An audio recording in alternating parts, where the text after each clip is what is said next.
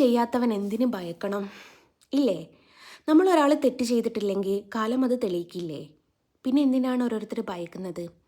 ഞാൻ ഇന്നലെ ഒരു വീഡിയോ പോസ്റ്റ് ചെയ്തിട്ടുണ്ടായിരുന്നു. ആ കുട്ടി തെറ്റൊന്നും ചെയ്തിട്ടില്ലേ? ആ കുട്ടി എന്തിനാ ഇത്ര വെപ്രാളപ്പെടുന്നത്? ആ കുട്ടി എന്തിനാ ഇങ്ങനെ ടെൻഷനാവുന്നത്? ഞാൻ പറഞ്ഞത് പച്ചക്കള്ളമാണെന്ന് പറഞ്ഞിട്ട് അതും ആ കുട്ടി ഇന്നലെ തൊട്ടിട്ട് എനിക്ക് ഇൻസ്റ്റാഗ്രാമിൽ മെസ്സേജ് ചെയ്തുകൊണ്ടിരിക്കുക. എൻ്റെ അടുത്ത് തെളിവുകളുണ്ട്. അപ്പോൾ ഇന്നലെ തൊട്ടിട്ട് ഇൻസ്റ്റാഗ്രാമിൽ മെസ്സേജ് ചെയ്തുകൊണ്ടിരിക്കുകയും അതേപോലെ ഇന്ന് രാവിലെ തൊട്ട് എന്നെ കോൾ ചെയ്യുകയും ചെയ്തിട്ടുണ്ടായി. ഞാൻ കോൾ റെക്കോർഡ് സഹിതം എൻ്റെ കയ്യിലുണ്ട് കേട്ടോ.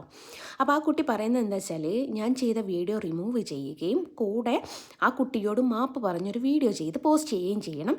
ഇല്ലെങ്കിൽ വർഗീയവാദിയാക്കിയിട്ട് എന്നെ മുദ്ര കുത്താൻ ശ്രമിക്കും എന്ന് വെച്ചാൽ ആ കുട്ടി ഒരു ഹിന്ദുവാണ്, ഹിന്ദു ആയതുകൊണ്ടാണ് ആ കുട്ടീനെക്കുറിച്ച് അങ്ങനെ പറഞ്ഞത് എന്ന് വരുത്തി തീർക്കാൻ ആ കുട്ടി ശ്രമിക്കുന്നു. ഞാൻ പറഞ്ഞു നീ ചെയ്തോ, അതിൻ്റെ വോയിസ് ഡീറ്റെയിൽ സഹിതം എൻ്റെ കയ്യിലുണ്ട്. ഞാൻ പറഞ്ഞു നീ ചെയ്തോ, നോ പ്രോബ്ലം. ആ കുട്ടി തെറ്റ് ചെയ്തിട്ടുണ്ടോ ഇല്ലയോ എന്നുള്ളത് എനിക്കോ ആ കുട്ടിക്കോ ആ കുട്ടിയുടെ വീട്ടുകാർക്കും നല്ല അസലായിട്ട് അറിയാം. അപ്പോൾ പിന്നെ ഈ കുട്ടി എന്തിനാണ് എന്നെ വിളിച്ചിട്ട് ഇങ്ങനെ ഭീഷണിപ്പെടുത്തുന്നത്? അപ്പം ഞാൻ പറഞ്ഞു, ഞാൻ ആ വീഡിയോ റിമൂവ് ചെയ്യണമെന്നുണ്ട്. നീ എന്നെക്കുറിച്ച് ഞാൻ അന്ന് കണ്ട അന്ന് തൊട്ടിട്ട് നീ എന്നെക്കുറിച്ച് വേണ്ടാതീരം പറഞ്ഞിട്ട് വീഡിയോ ചെയ്യുന്നില്ലേ, അത് നീ റിമൂവ് ചെയ്താൽ ഞാനിത് റിമൂവ് ചെയ്യുമെന്ന് പറഞ്ഞു. അപ്പോൾ ആ കൊച്ചു പറയുന്നത് അത് അവൾക്ക് റിമൂവ് ചെയ്യാൻ പറ്റൂല എന്ന്. അപ്പോൾ ഞാൻ പറഞ്ഞു ഓക്കെ, എന്നാൽ നീ റിമൂവ് ചെയ്യണ്ട, അങ്ങനെ തന്നെ പോവട്ടെ. അവൾ നിയമപരമായിട്ട് പോവുകയാണെങ്കിൽ പോയിക്കോട്ടെ. കാരണം ഈ നിയമം എന്ന് പറയുന്നതൊക്കെ ഈ ഡീറ്റെയിൽ ആയിട്ട് അന്വേഷിക്കല്ലോ. ആ കൊച്ചു കൊയിലാണ്ടി വന്നിട്ടുണ്ടോയെന്നും ഇങ്ങനെ ഒരു ഡോക്ടറെ കാണിച്ചിട്ടുണ്ടോയെന്നും. വേറൊരു കാര്യം പറയട്ടെ, ഈ കുട്ടീനെ ഞാൻ ശ്രദ്ധിക്കാൻ കാരണം എല്ലാവരും ചോദിക്കുന്നുണ്ട്, മൈഗ്രെയിൻ ആയിട്ട് കാണിക്കാൻ വന്ന ഞാൻ എങ്ങനെ ഗൈനക്കിനെ കാണിക്കുന്ന ഇവളെ കണ്ടു എന്നുള്ള ഒരു ചോദ്യം ചോദിക്കുന്നുണ്ട്. അതിനുള്ള വ്യക്തമായിട്ടുള്ള ഉത്തരം ഞാൻ തരാം. ഞാൻ റിസപ്ഷനിൽ ഷീട്ട് എടുക്കാൻ പോകുന്ന സമയത്താണ് എൻ്റെ മുമ്പിലൊരു പയ്യൻ, സുധീഷ് എന്ന് പറഞ്ഞിട്ടൊരു പയ്യന് ഈ ഡോക്ടറെ കാണിക്കാൻ വേണ്ടിയിട്ട് അവിടെ ഷീട്ട് എടുത്തുകൊണ്ടിരിക്കുകയാണ്. അപ്പോൾ ഈ പെണ്ണിൻ്റെ പേര് മാറ്റിയാണ് അവർ പറഞ്ഞത്. അപ്പോൾ മാറ്റി പറഞ്ഞ സമയത്ത് ഞാൻ അത്ര ശ്രദ്ധിച്ചില്ല. അപ്പോൾ ഹസ്ബൻഡ് നെയിം കൊടുത്തത് സുധീഷ് എന്ന് പറഞ്ഞിട്ടോ, സുധീഷ് എന്ന് പറഞ്ഞൊരു പയ്യൻ്റെ കൂടെയാണ് ഇവൻ വന്നത്. ഇനി അവൻ്റെ പേര് കറക്റ്റാണോ എന്നുള്ളത് എനിക്കറിയില്ല. അപ്പോൾ അവൻ ഷീട്ടെടുത്ത് വാ എന്ന് പറഞ്ഞപ്പോൾ ഞാൻ ഈ കൊച്ചിനെ എവിടെയോ കണ്ട് പരിചയമുണ്ടല്ലോ എന്നപ്പോൾ എനിക്ക് തോന്നി ഇത് യൂട്യൂബർ അല്ലേ. അപ്പോൾ ഇതിൻ്റെ പേര് യഥാർത്ഥത്തിൽ എനിക്കറിയാം, ഇവിടുന്ന് ആ പയ്യൻ പറഞ്ഞ പേരല്ലല്ലോ ഇതിൻ്റെ യഥാർത്ഥത്തിലുള്ള പേര്. അപ്പോഴാണ് ഞാനൊന്ന് ശ്രദ്ധിക്കുന്നത്. അങ്ങനെ ഞാൻ അവിടുന്ന് ഷീട്ടെടുത്ത് അപ്പോൾ ഞാനിത് എങ്ങോട്ടാണ് പോകുന്നതെന്ന് നോക്കിയ സമയത്താണ് ഗൈനക്കിൻ്റെ അടുത്തേക്കാണ് പോകുന്നത്.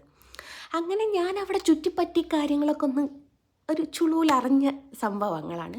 അപ്പോൾ ഇങ്ങനെയൊരു സംഭവമുണ്ട്, അത് അവിടുന്ന് ചെയ്ത് തരുമോ എന്നറിയാൻ വേണ്ടിയിട്ട് പേരും നാളുമൊക്കെ മാറ്റി പറഞ്ഞിട്ടാട്ടോ ഇവിടെ വന്നിരിക്കുന്നത്. അതാണ് ഇത്ര ധൈര്യം. എന്നോട് പറഞ്ഞു കൊയിലാണ്ടി വന്ന് ഹോസ്പിറ്റലിൽ വന്ന് കച്ചറ ഉണ്ടാക്കും പോലും, എന്നിട്ട് കൊയിലാണ്ടി ഹോസ്പിറ്റലുകാരെ കൊണ്ട് എൻ്റെ പേരിൽ കേസ് കൊടുപ്പിക്കും. ഞാൻ പറഞ്ഞു നീ കൊടുപ്പിച്ചോ, നോ പ്രോബ്ലം. കാരണം CCTVയും അവിടുത്തെ റെക്കോർഡും കാര്യങ്ങളൊക്കെ ഉണ്ടല്ലോ. അപ്പോൾ പേര് നമുക്ക് മാറ്റി പറയാൻ പറ്റിയാലും CCTVയിൽ നീ തന്നെയല്ലേ ഉണ്ടാവുക. അപ്പോൾ അങ്ങനെയാണ്. അപ്പോൾ ഈ കുട്ടിക്ക് ആകെ വെപ്രാളം. ഈ കുട്ടി തെറ്റ് ചെയ്തിട്ടില്ലെങ്കിൽ ഈ കുട്ടി എന്തിനാണ് നിങ്ങളുടെയൊക്കെ സപ്പോർട്ട് എനിക്ക് വേണം, ഞാൻ അങ്ങനെ പറയാനേ ചിന്തിക്കാനേ പാടില്ല എന്നൊക്കെ പറഞ്ഞിട്ട് ചെയ്യുന്നത്. അപ്പോൾ ഈ കുട്ടിയുടെ ഭാഗത്ത് എന്താണ് ശരിയാണോ തെറ്റാണോ എന്നുള്ളത് നിങ്ങൾക്ക് തന്നെ മനസ്സിലായല്ലോ.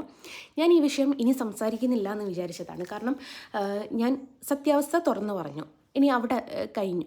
മനസ്സിലാക്കേണ്ടവർക്ക് മനസ്സിലാക്കാം, ഇല്ലാത്തവർക്ക് മനസ്സിലാക്കണ്ട എന്ന് കരുതിയതാണ്.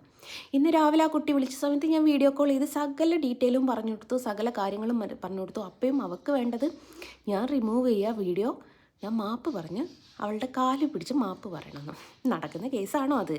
കാരണം നീ തെറ്റ് ചെയ്തിട്ടില്ലെങ്കിൽ കൊച്ചേ ഞാൻ എന്നാത്തിനാണ്?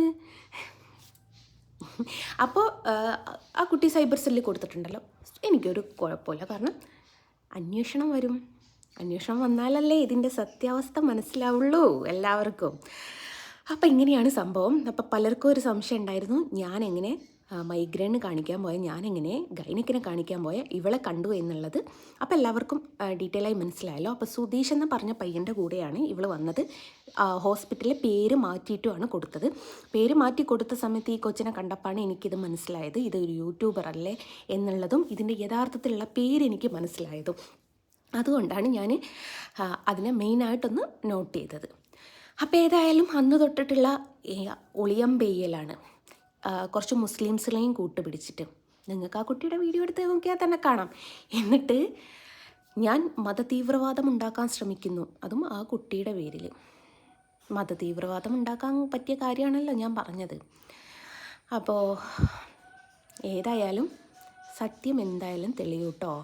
പിന്നെ വേറൊരു കാര്യം എന്നോട് പറഞ്ഞു, ഞാൻ വരയ്ക്കുന്ന കൃഷ്ണൻ്റെ കണ്ണ് ചത്ത് കിടക്കുകയാണോ അല്ലേ.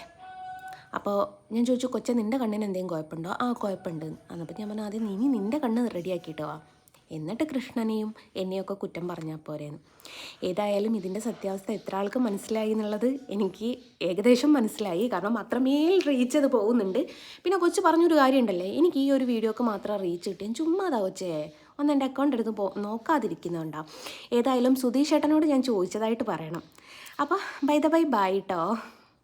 ഞാൻ ചെയ്തത് തെറ്റാണെന്ന് പറഞ്ഞ് മാപ്പ് പറഞ്ഞ് സോഷ്യൽ മീഡിയയിൽ അപ്ലോഡ് ചെയ്തില്ല എന്നുണ്ടെങ്കിൽ ഉറപ്പായിട്ടും ഞാൻ എല്ലായിടത്തും കൊണ്ട് കേസ് കൊടുക്കും. ഞാൻ BJPയിലും കൊടുക്കും, കോൺഗ്രസിലും കൊടുക്കും, എല്ലായിടത്തും കേസ് കൊടുക്കും. എല്ലാ പൊളിറ്റീഷ്യന്മാരുടെ അടുത്തും ഞാൻ കൊണ്ട് കേസ് കൊടുക്കും. എവിടെ വേണമെങ്കിലും ഞാൻ കേസ് കൊടുക്കും. പിന്നെ നിന്നെ സപ്പോർട്ട് ചെയ്യുന്ന ആര് സപ്പോർട്ട് ചെയ്യാതിരിക്കാനുള്ള വഴി എനിക്കറിയാം. ഞാൻ കൊയിലാണ്ടി ആശുപത്രി പോകും. ആശുപത്രി പോയിട്ട് കൊയിലാണ്ടി ആശുപത്രി ഞാൻ വന്നു ഇങ്ങനെ ചെയ്തു എന്ന് പറഞ്ഞ ഒരു സ്ത്രീ ഇതുപോലെ ചെയ്തു, ഇതുപോലെ വീഡിയോ ഇട്ടു എന്ന് പറഞ്ഞ് ഞാൻ കൊയിലാണ്ടി ആശുപത്രി പോയിട്ട് അവിടുത്തെ എല്ലാ ലിസ്റ്റും എല്ലാ സകലമാന സാധനവും എടുത്ത് ആ ആശുപത്രിക്കാരെയും കൊണ്ട് പോലും ഞാൻ കേസ് കൊടുപ്പിക്കും. കാരണം ഒരു ആശുപത്രിയെ കുറിച്ചിട്ടും കൂടിയാണ് അനാവശ്യം പറഞ്ഞത്.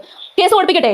ഞാൻ അവിടെ പോകും. എനിക്കിപ്പോൾ എന്ത് സംഭവിച്ചെന്ന് പറഞ്ഞു കഴിഞ്ഞാൽ ഞാൻ ആ കൊയിലാണ്ടി ആശുപത്രി പോകും. ഒരു ഹോസ്പിറ്റൽ ഉൾപ്പെടെ വന്ന് എൻ്റെ കൂടെ വന്ന് കേസ് പറയുവാണെന്നുണ്ടെങ്കിൽ ഉറപ്പായിട്ട് നീ അകത്ത് കിടക്കും. അത് വേണ്ടെന്നുണ്ടെങ്കിൽ, ഞാൻ ഇപ്പൊ പറയുവാണ്, അത് വേണ്ടെന്നുണ്ടെങ്കിൽ ഡിലീറ്റ് ചെയ്തിട്ട് മാപ്പ് പറഞ്ഞ് വീഡിയോ ഇട്ടോ.